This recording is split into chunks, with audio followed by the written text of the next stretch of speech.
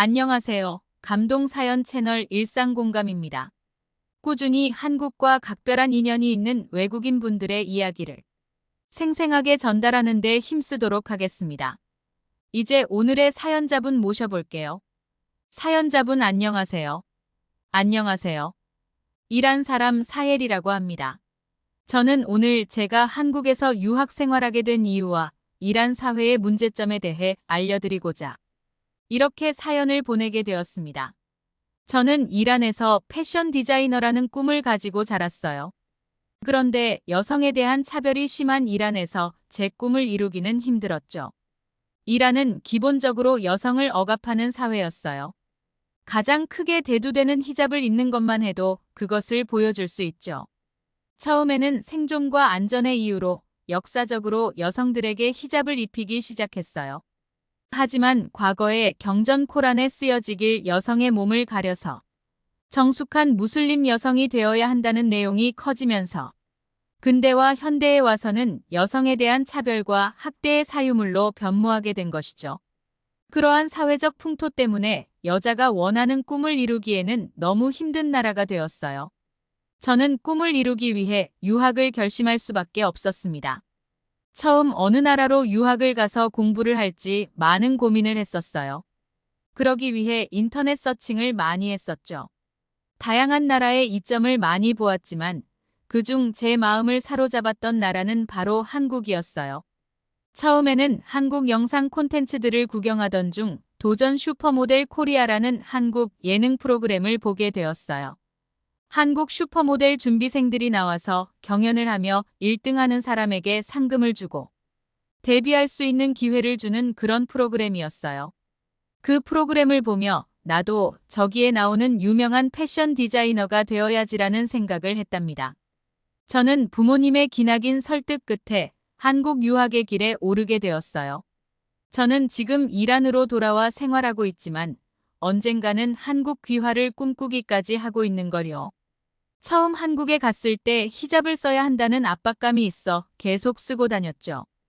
그런데 한국 사람들은 자신들의 복장과 너무도 다른 저를 보고 별다른 말을 하지 않는 거예요. 한국 사람들 눈에 한여름인데도 불구하고 답답한 천들로 얼굴을 덮고 있으니 무슨 말이라도 할 줄 알았거든요. 근데 히잡을 쓰던 안 쓰던 문화적으로 존중을 해주는 느낌을 받았답니다. 제가 한번 대학 친구에게 물어본 적이 있었어요. 히잡을 쓰는 것에 대해 궁금하거나 답답해하지 않느냐라고요. 저는 그 친구 대답이 너무 마음에 들었어요. 한국 사람이 한국 문화를 비추는 것을 존중받아야 하듯이 너는 이란 사람이지 않느냐, 우리는 이란 문화를 존중한다. 전혀 문제가 될 것이 없다라고요. 저는 이런 다양성을 존중하고 인종차별이 거의 없는 한국 문화가 감동적으로 와닿았답니다. 그런데 제이라는 친구에게 들었는데 한국과 가까운 일본만 해도 그런 인종차별이 존재한다고 하더군요.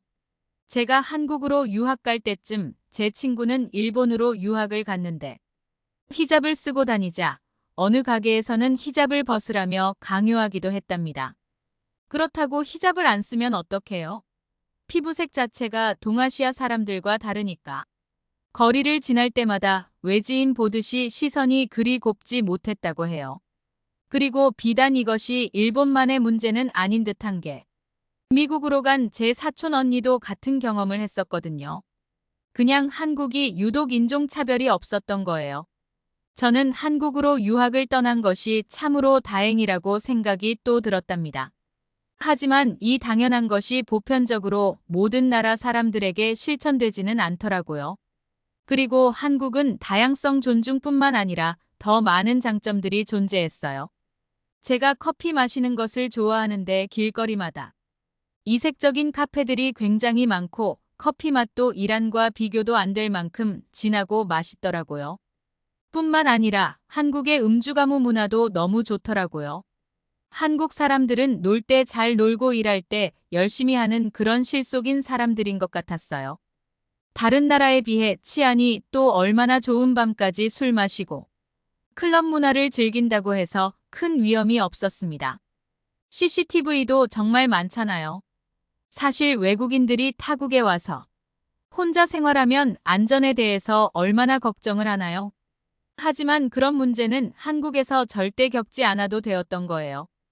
또한 이란에서는 여러 부분에서 여성들의 자유가 억압되어 있어요. 그런데 한국은 아무 콘텐츠나 영상 혹은 사진으로 찍어서 인터넷에 업로드할 수 있고 네티즌들과 소통할 수 있는 자유로움이 보장되어 있는 나라예요. 인터넷 속도는 또 얼마나 빠르게요? 한국의 빠릿빠릿한 문화도 저랑 정말 잘 맞았어요. 하루하루를 계획적으로 알차게 보내다 보니 항상 발전하는 제 모습을 바라볼 때마다 자존감이 오르곤 했어요. 물론 피팅 모델과 같은 일을 할 수 있는 여성의 자유로움은 당연지사고요. 행복을 티내면 불행이 소문을 듣고 찾아온다고 했던가요? 유학 생활 도중 충격적인 일이 발생했습니다. 제가 히잡을 안 쓰고 다니는 것을 자유롭게 SNS 올려서인지 어느 순간부터 출처 모를 협박성 이메일을 받기 시작했었어요. 메일 내용은 이슬람으로서 여성의 정조를 안 지켰다며 살해 협박 내용이 주가되었죠. 처음에는 한두 통의 메일이었다가 어느 순간 수십 통이 저에게 쏟아졌어요. 이미 제 개인정보가 이란 쪽으로 넘어간 게 틀림없었죠. 이란에서는 여성이 히잡을 안 쓰면 사형을 당하거든요. 저는 그때부터 이란으로 돌아가게 되면 사형을 당할 것이라는 공포 속에서 살았어요. 공부에 집중도 잘 안 되고 공포스러움 때문에 불면증도 심해졌어요. 그때쯤 절묘한 시기에 이란 내에서는 여성 시위가 활발하게 진행 중이었어요. 그 시위는 여성의 히잡 착용 의무화와 그것을 어길 시 사형을 한다는 법에 대한 반대하는 것이었죠. 그리고 근본적인 이란 사회의 남녀 직업에 대한 차별, 정치적인 차별 등등에 대한 여성 기본 인권에 대한 시위였습니다. 드디어 본격적으로 이 문제가 이란 사회에 대두되기 시작한 것이지요. 지금이 20세기도 아니고 종교적 법규라는 명목 하나로 자연스럽게 여성에 대한 인권 유린을 범하고 있으며 자유라고는 눈을 씻고 찾아봐도 없는 그 사회가 과연 온전한 나라의 사회라고 볼 수 있을까요? 저는 마침 생각했어요. 이란을 육체적으로 떠나 있다고 하더라도 내가 이란인이라면 결국은 이 불합리한 인권 유린의 굴레 속에서 벗어날 수가 없겠구나라고요. 생각이 마친 후 저는 이란으로 돌아갔습니다.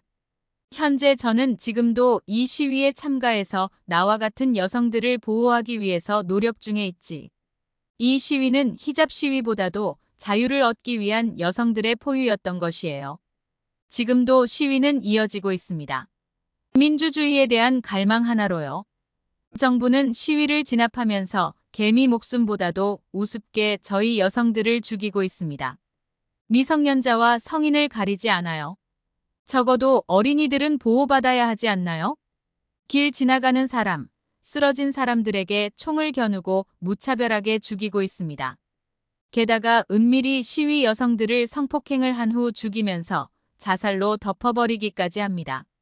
이것은 현재 많은 해외 언론들에서도 집중적으로 보도하고 있어요. 우리는 이 시위로 가볍게 죽은 아이들을 절대 잊지 말아야 합니다. 이것이 제가 사연을 보낸 궁극적인 이유이기도 하죠.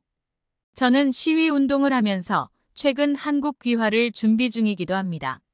개혁의 실마리를 조금이라도 찾게 되기까지 운동에 참여하고 이렇게 모든 것이 억압받는 이란 사회에서 벗어나고 싶다는 마음이 굴뚝 같습니다. 때문에 한국어를 열심히 배우고 한국인의 문화를 심도 있게 익히려고 노력 중에 있습니다.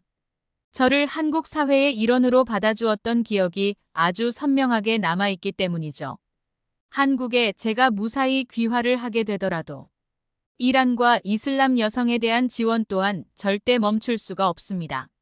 한국인 분들도 같은 아시아인으로서 많은 관심을 가져주셨으면 해요. 한국에 대한 감사함과 애정을 끝으로 제 긴 글 마무리하도록 하겠습니다.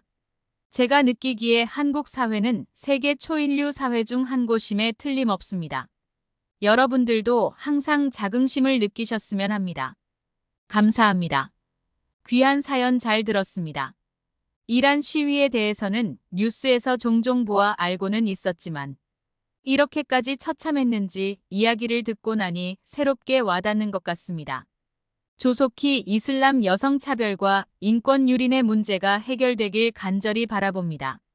지금까지 감동 사연 채널 일상공감이었습니다.